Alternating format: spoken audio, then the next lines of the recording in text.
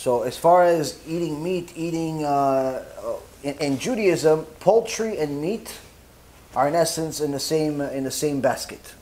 They're both considered. I know that in the regular world, people think that chicken, or believe that chicken is different than meat, and that's fine for you. But in Judaism, in essence, they're both put in the same basket. Meat and chicken is in essence the same thing, but there is a specific emphasis on eating meat during Yom Tov, during Shabbat, and drinking wine, not to the point of intoxication and obnoxiousness, but nonetheless, because the Gemara says that a person, because the body was created with certain needs, a person, in order to elevate to a higher level of happiness, has to enjoy meat, has to enjoy a little bit of wine.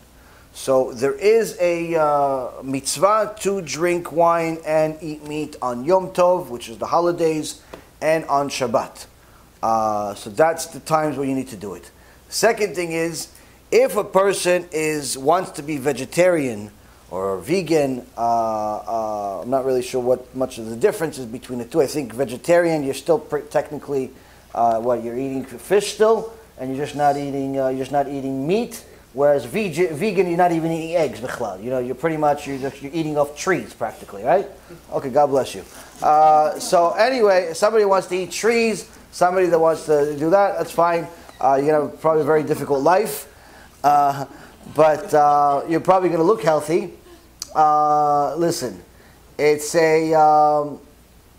if you're doing it for health reasons,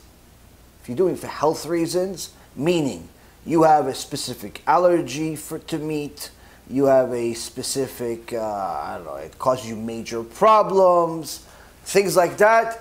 That's a specific issue that has to be, evaluated individually. If you're doing it because you're merciful on animals, it's completely forbidden. Forbidden for you to be a vegan or vegetarian or anything because you're merciful on animals. Why? Because you do not have more mercy than God. If God instilled a rule into the world that the animals are to be eaten if they're kosher, and eaten if they're not kosher by non-Jews, and that's the rule of the world, and you think that that's mean, then you are insane. And you're going against God. Why? Because God created the world where the animals are created for you. They're created for you. And the truth be told, you cannot live without animals. You cannot live without animals. All these people that fantasize and pretend like they're not benefiting out of animals because they're not eating the cow. Okay, you may not be eating the cow, but you're still using animals. Why? You have furniture. What do you think? The furniture is only wood? Furniture has certain pieces that come from animals. You have hairbrush. Where do you think the brush? Where do you think the hair from the brush comes from? Where do you think it comes from? Okay, you have shampoo. Where do you think the shampoo comes from? Where do you think the shampoo comes from? Where do you think the soap comes from? Okay, you have shoes. Where are you getting shoes from? A tree? Where you went to the palm tree, made yourself shoes like Moshe Rabbeinu? Where are you getting these shoes from? You have a leather jacket. You have clothes. You have belts. You have animals. There's no way to avoid it. Okay, you may not want to ingest them, but you're still using them nonetheless. And guess what? When they're slaughtered by a rabbi, it's much better way for them to die than when they're slaughtered or killed or shot or electrocuted for your shoes or your jacket. So enough with the nonsense. If you're doing it for mercy, it's wrong, it's heresy. Heresy. Health reasons has to be evaluated case by case basis.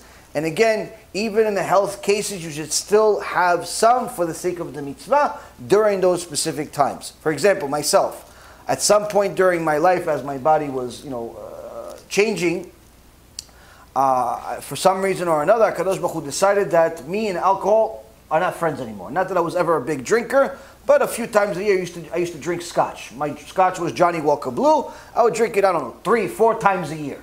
That's it. And for some reason or another, as my body was changing, I started detesting all alcohol to the point where much of it gives me an allergic attack. And I never had allergies. Growing up, I never had allergies.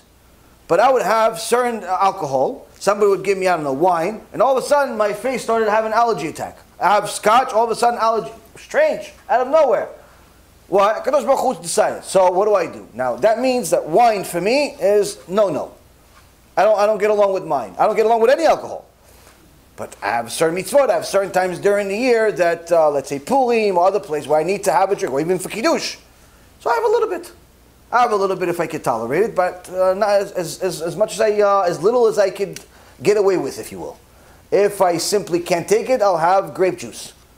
Grape juice still fulfills the obligation. I'm done. Many times, if I couldn't handle it at all, I wouldn't even have that. I wouldn't even have that. Why? Because it actually caused me physical pain. So if it caused you physical pain, it's a different story. Different story. But again, you should still try to fulfill the obligation if you can. If you simply can't because it creates major problems, then again you'll have a reason not to. But it shouldn't be a new thing.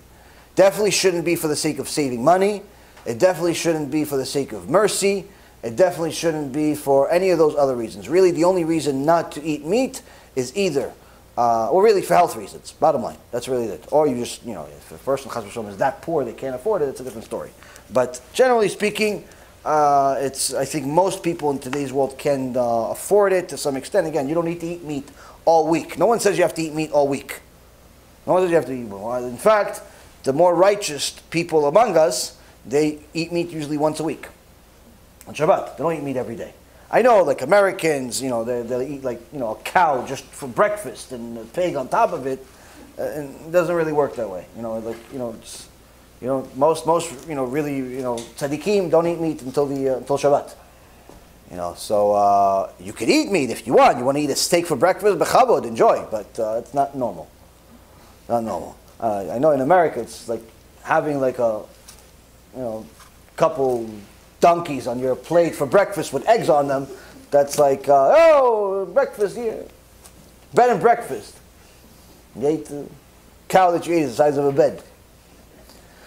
B'Shem Hashem Na'aseh V'Natzliach, we're very excited to offer you the new Bezrat Hashem app 3.0. It's a newer, faster app, full of Torah, lots of Kedusha by the shiurim that we do, myself, Rav Ephraim, Rav Chaim, where you'll have also newer features where you're able to use the app while you're using other applications on your phone. You'll be able to share the lectures directly from the app. You'll be able to donate online and support our Cube and our Torah work that we're doing. And the most exciting feature is that you'll be able to actually ask questions directly on the app and get answers from the rabbis directly from the app. This is something unprecedented, and Baruch Hashem will be able to offer it. Thank you again for all of your support. Check it out. Make sure you have the kosher Torah that will re-energize your neshama each and every single day. Call to B'chava Tzlacha.